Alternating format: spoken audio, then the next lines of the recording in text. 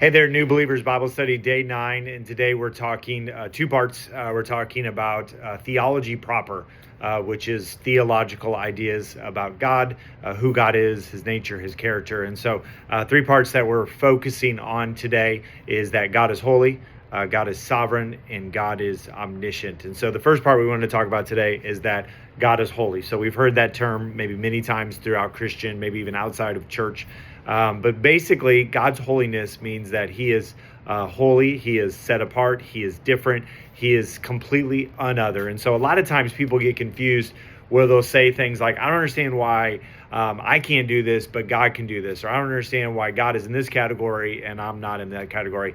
And what I used to always tell my students is that because you're not God. Like that's just, God is completely different than you. God is holy, God is set apart, God is different. And so many times when we get in some difficulties with maybe the character and the nature of God, sometimes it just boils down to that category is that you are not God and God is different than you. And therefore, some of the things that we try to wrap our minds around don't necessarily fall into clean categories because we think God is just like us and he's not. Second thing we want to talk about today is that God is sovereign. So this is the terminology that God can do whatever he wants as long as it is consistent with his nature. And so sometimes my students would ask the question when we talk about the sovereignty of God, and they would say, can God do whatever he wants? And I would say, yes, as long as it's consistent with his nature. And they would say, well, then can God sin? And I would say, no, God cannot sin because it is not consistent with his nature. And so it's not that God can't do something, it's that God cannot do something that is not consistent with his nature. And then the third part is that God is omniscient.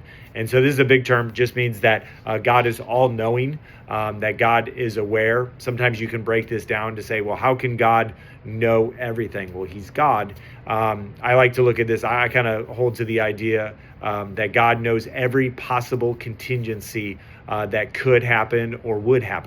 And so in God's omniscience, he knows if you were to go left, he knows if you were to go right. God knows how each of those would play out because God is omniscient. And so that's our discussion for today. A little bit longer. Sorry about that. Look over these verses, read these questions. I think you'll really have a good discussion and some thoughts on the character and the nature of God.